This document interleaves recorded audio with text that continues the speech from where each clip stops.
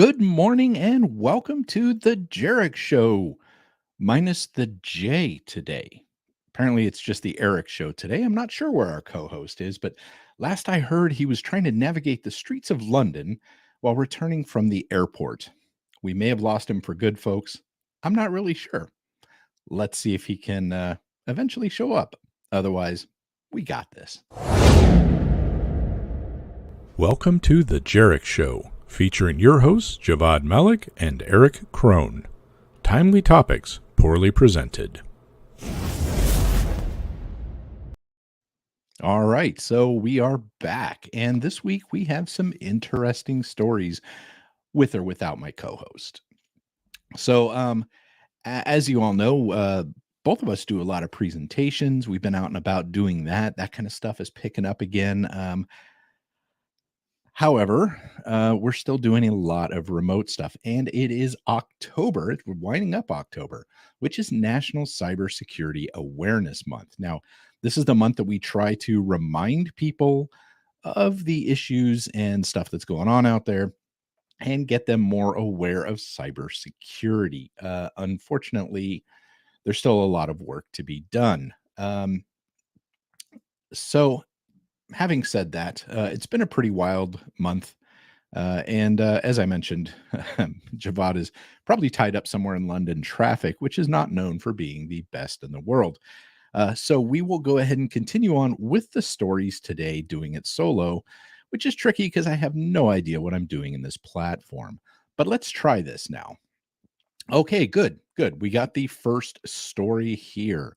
So, first story here is about the EFCC. Now, the EFCC, it stands for, gosh, I don't remember, something important. Economic and Financial Crimes Commission. So, this is actually a good feel story because this year, what's happened is they've actually made 2,669 convictions between January and now so far this year. What's cool about this, though, is 1,968 of these convictions were cybercrime related. Now, this is something we don't hear a lot about, is the groups getting in trouble for this. But I'm starting to hear and see more and more things happen with regards to law enforcement activity. Hopefully, we can start getting ahead of this a little bit because in the past, obviously, we seem to be struggling with getting these folks. Now, this is a different group. A lot of them apparently were in Nigeria, as a matter of fact, and they made quite a number of busts. I don't know why the pictures aren't showing up, but hey, why not? But ultimately, they were talking about here from identity theft, phishing, malware attacks, bank fraud, vishing to credit card scams, all kinds of stuff. So between January and October 7th, this is awesome. Again, 1,968 convictions. So that's our good news story for the day. Now maybe we'll worry about or move on to some that are less fun. Actually, this is another good news one. Here we go. So bots, we know that bots are a serious problem out there. Bots are being used for everything from posting things on social media that, are divisive, things like that, to just running up people's follow count. All kinds of stuff happens with bots. But apparently, a lot of these bots were pretending to be Amazon or Apple employees on LinkedIn. So these kinds of accounts are used to start creating trust between people, conversations. You start to believe somebody, build up a relationship. They don't really work for one of these organizations. Now, I thought this was pretty interesting. On October 10th, there were 576,562 LinkedIn accounts that listed their current employer as Apple. So 500,000 accounts listing as Apple. The next day, half of them were gone. Just about the same thing happened with Amazon. There's some interesting things I've seen with this. In my deepfakes talk, I actually have a couple slides about it. Was a profile that was made to apparently purport to be the head of AI for LinkedIn, trying to reach out to somebody and chat with them. Turns out that the entire account was a deep fake. The photograph was actually a deep fake made photograph that was made through one of the different programs for doing deep fake. So it was a totally generated one. And so this kind of thing, like I said, goes on quite a bit. But they start building relationships with people, build a little bit of trust, and next thing you know, bad things are happening, right? So nice to see that they're actually getting out here and doing this kind of stuff. So 33% drop in just one day. Great to hear that kind of stuff going on. So here's a bad side of things, though.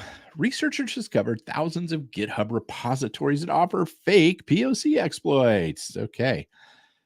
So what they're doing, though, is they're using these POC exploits to spread malware. So if you're trusting anything you see on GitHub and going after POCs, trying to look at that, downloading some stuff, the bad news is they can be fake.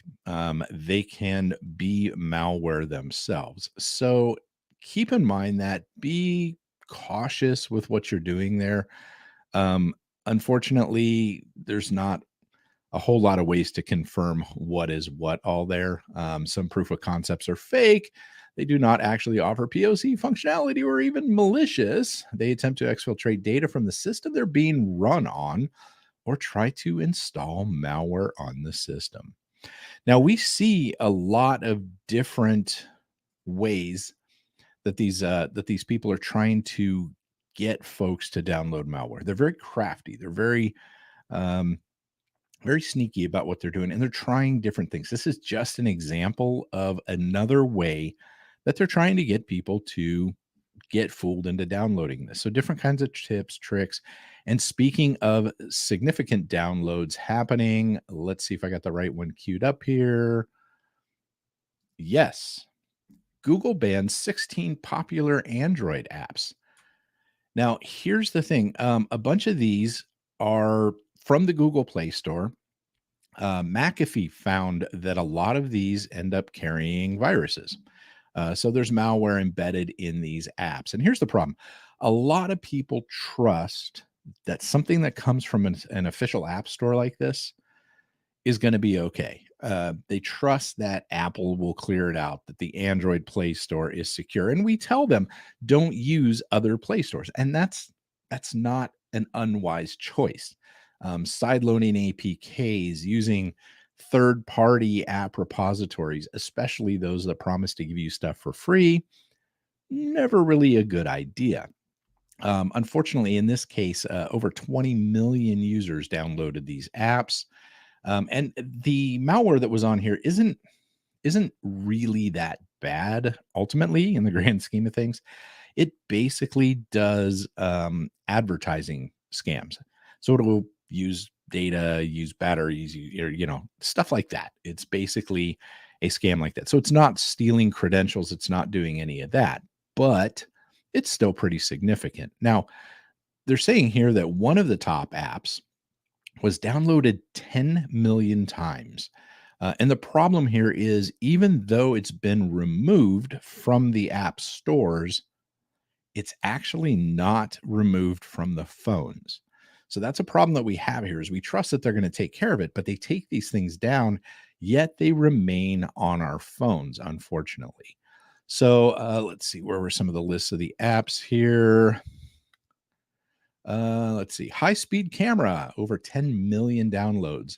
A smart task manager, DX Clean, with over 5 million installs. And Flashlight Plus, over 1 million. What kind of functionality do you need out of your flashlight that you're downloading apps again? And this kind of reminds me of some of the things I've seen in the past, where you download some of these apps and it requests a lot of permissions, and people just tend to say, okay. But if you start thinking about it, your flashlight app, why would it need access to something like your contacts list? Probably doesn't. Probably not a great idea. Location services, all this kind of stuff, just to download something like a flashlight app. Unfortunately, this can tend to lead to issues like this.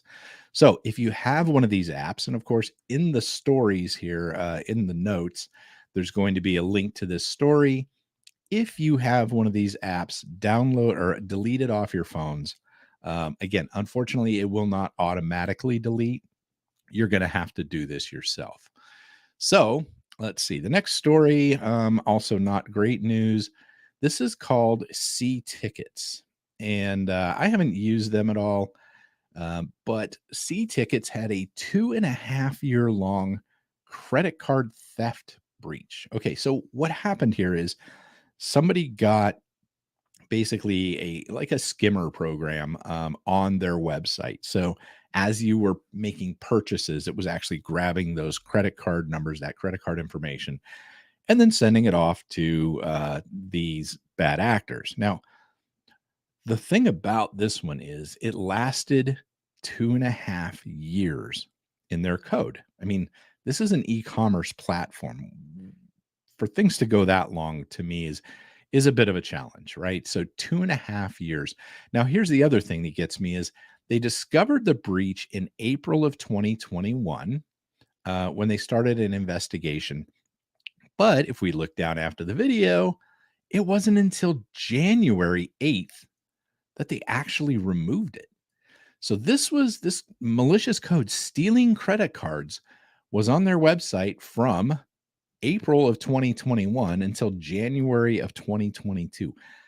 That's entirely too long, folks. If you're in the business where you're running e-commerce and you're doing things like that, you need to be prepared to deal with this kind of stuff. Okay.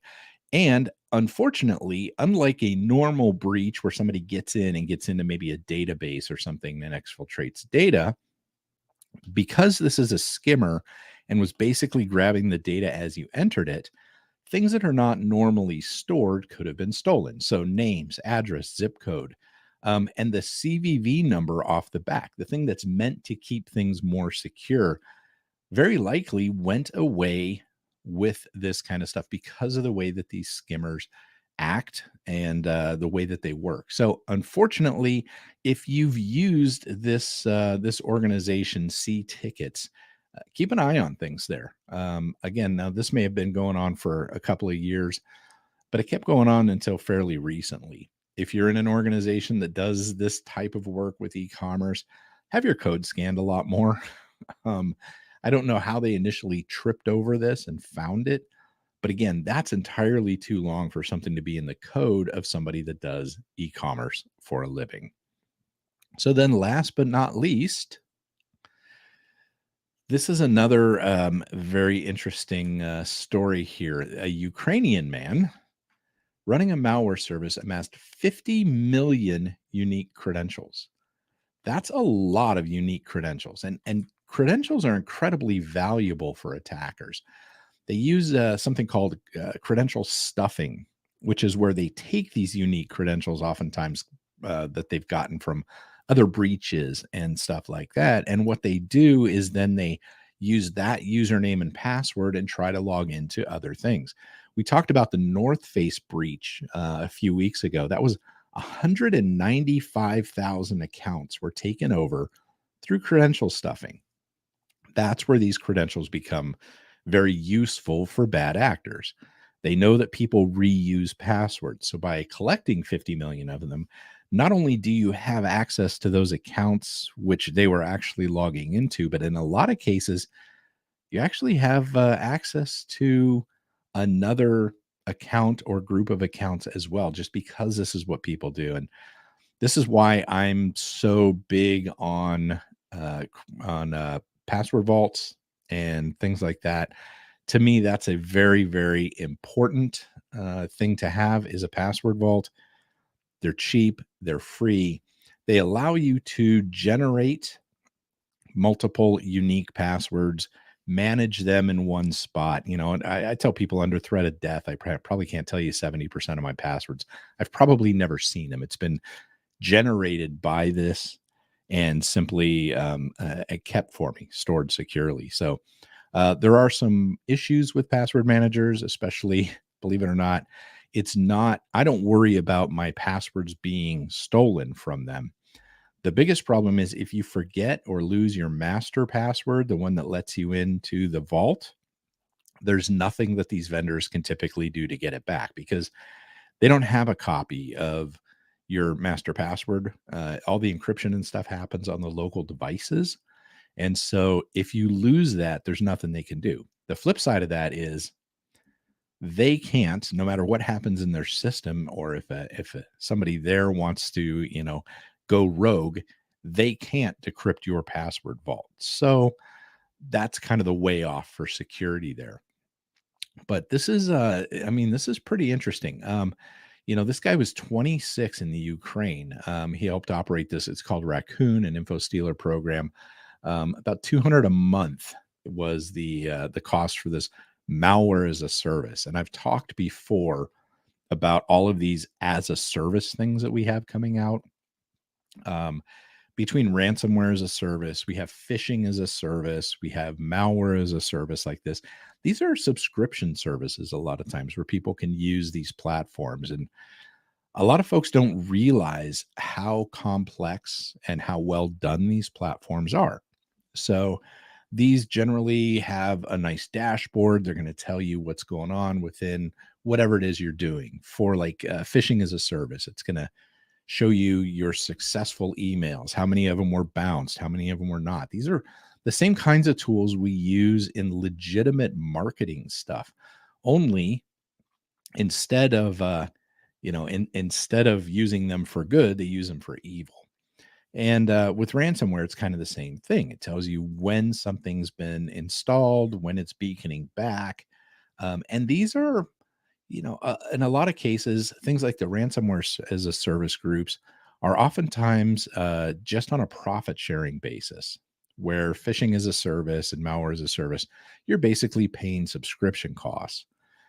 But when you consider the amount of money that people are making with this, it's relatively inexpensive to get into the game these days. And that's kind of why I'm so passionate about the phishing side of things and that side of the world. So now that kind of wraps up our weekly stories. Again, unfortunately, Javad has not made it today.